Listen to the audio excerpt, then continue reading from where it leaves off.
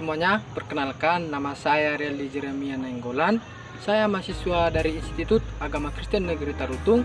Saya dari Prodi Sosiologi Agama. Nah, pada kesempatan ini saya akan membuat video yang materinya hubungan individu dengan masyarakat dan pendidikan. Video kali ini merupakan salah satu tugas dari Ibu Mina Kesia Siaban, M.Hum, selaku dosen pengampun mata kuliah Sosiologi Pendidikan. Nah, semoga video ini menjadi bermanfaat bagi teman-teman sekalian. Nah, namun sebelum kita membahas lebih dalam lagi apa itu tentang hubungan individu, masyarakat, dan pendidikan, terlebih dahulu saya terangkan dulu apa-apa saja yang harus menjadi poin-poin pembahasan kita, yaitu yang pertama, hubungan individu, masyarakat, dan pendidikan. Yang kedua, status dan peran individu dalam masyarakat. Yang ketiga, pengelompokan dan pelapisan sosial serta kaitannya dengan pendidikan. Yang keempat, perubahan sosial dan pendidikan.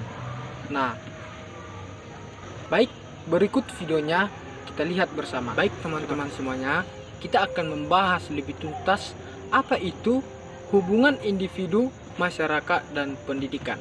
Baik, di sini saya akan menjelaskannya. Nah, hubungan individu, masyarakat, dan pendidikan. Nah, sebagaimana dimaklumi, pendidikan diselenggarakan dalam sebuah lingkungan sosial oleh masyarakat dan untuk kepentingan masyarakat yang lebih luas. Ada 3 karakteristik sosiologis utama dari masyarakat merupakan sub pokok dan pembahasan ini, yaitu 1. Status dan peran individu dalam masyarakat. Yang kedua, pengelompokan dan pelapisan sosial. Yang ketiga, perubahan sosial budaya. Di dalam setiap sub pokok pembahasan saya ini sekaligus membicarakan tentang bagaimana keterkaitan dan kepentingan masing-masing dengan pendidikan. Baik, dari ketiga teori tersebut, maka saya akan jelaskan satu persatu. Yang dimana itu A. Status peran individu dalam masyarakat. Nah, manusia adalah makhluk sosial hidup bermasyarakat. Masyarakat meliputi sejumlah besar manusia yang hidup bersama dalam kurun waktu lama di atas satu wilayah geografis. Merasa diri sebagai satu kesatuan sosial budaya serta diakui oleh pihak lain. Kehidupan bermasyarakat menguntungkan bagi individu yang menjadi warganya karena masyarakat secara universal memainkan berbagai fungsi yang diperlukan setiap individu, yaitu fungsi biologis, protektif, suportif, sosialisasi, edukatif, dan ekspresif. Secara biologis, individu tidak bisa hidup tanpa pertolongan manusia lain di sekitarnya. Misalnya, pada waktu dilahirkan, ia tidak berdaya sama sekali. Makan, minum, bergerak, dan lain memerlukan bantuan orang lain. Sesudah dewasa pun manusia tidak lepas dari bantuan dan kerjasama dengan orang lain. Misalnya, sebagai pasangan hidup yang kemudian bersama-sama melahirkan keturunan. Masyarakat mengenal 3 teori berkenaan dengan posisi individu dan masyarakat.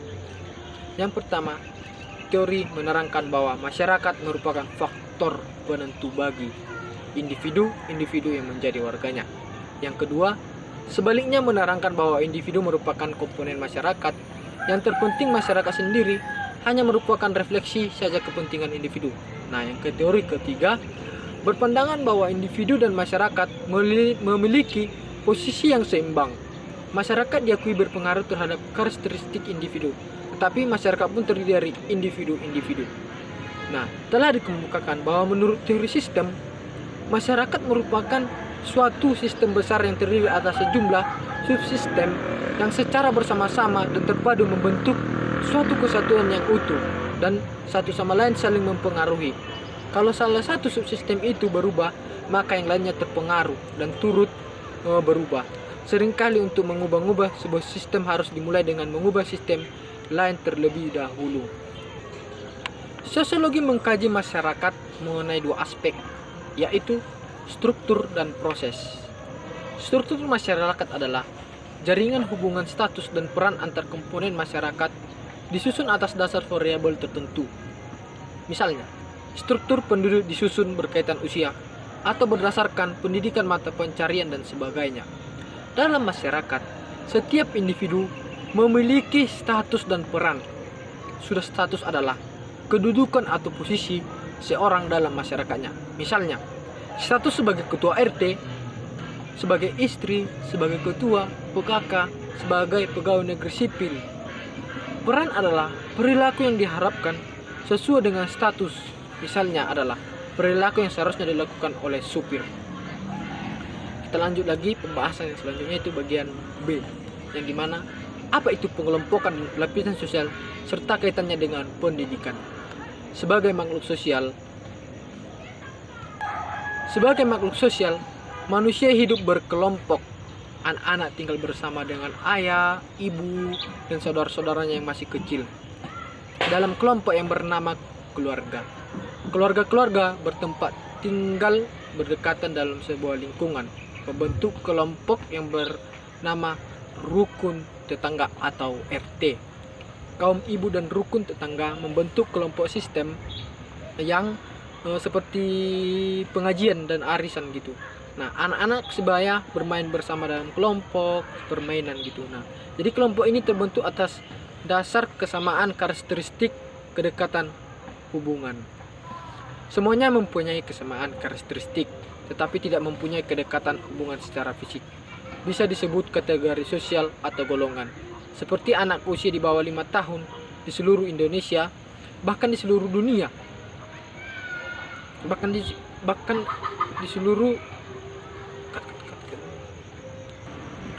di seluruh dunia disebut kategori atau golongan balita. Demikian pula halnya dengan orang dewasa, manula, petani, pegawai negeri, pengusaha, dan sebagainya. Nah, akan tetapi dalam kehidupan sehari-hari, ketiga konsep itu, yaitu kelompok, kategori, dan golongan, sering dipertukarkan. Perubahan sosial dan pendidikan. Nah, apa itu perubahan sosial dan pendidikan? Baik, saya akan menjelaskannya lebih dalam. Nah, setelah membicarakan tentang pendidikan dalam keterkaitannya dengan kelompok sosial dan kelapisan sosial, berikut akan dibicarakan ihwal. Menurut para ihwal nih, pendidikan pada masyarakat yang berubah dengan kecepatan tinggi dan meningkat. Keduanya, yaitu masyarakat dan pendidikan, mengalami perubahan yang cukup keras, yang satu sama lain saling mempengaruhi. Uraiannya dimulai dengan membicarakan beberapa hal tentang perubahan sosial budaya. Kemudian disusul dengan beberapa catatan tentang pendidikan pada masyarakat sedang mengalami perubahan sosial budaya dengan kecepatan tinggi dan meningkat, khususnya dalam masyarakat kita. Nah, beberapa hal tentang perubahan sosial, tidak ada sesuatu masyarakat tidak mengalami perubahan. Para ahli sosiologi telah lama membicarakan sejak zaman Ibnu Khaldun. Seperti dikemukakan Laucher ini menunjukkan betapa pentingnya perubahan sosial budaya itu dalam kajian sosiologi. Para ahli melihat perubahan sosial dari dua dimensi, yaitu struktur dan proses yang berlangsung dalam masyarakat. Struktur sosial itu adalah jaringan hubungan, status dan peran, sedangkan interaksi adalah proses saling berhubungan dengan saling pengaruh antar warga suatu masyarakat atau suatu komunitas. Nah, kita bahas lagi selanjutnya, itu apa itu pendidikan pada masyarakat yang berubah. Nah, di sini saya menjelaskan bahwa pendidikan pada masyarakat yang berubah itu yang sebagaimana dikemukakan di atas tadi, yang kita bicarakan tadi, bahwa pendidikan mengalami perubahan yang luar biasa belakangan ini gitu kan. Nah, Olive Bang menyebutkan bahwa dewasa ini sejalan dengan ledakan pada sendi-sendi kehidupan lain. Dalam pendidikan pun terjadi sebuah ledakan atau explosion of education.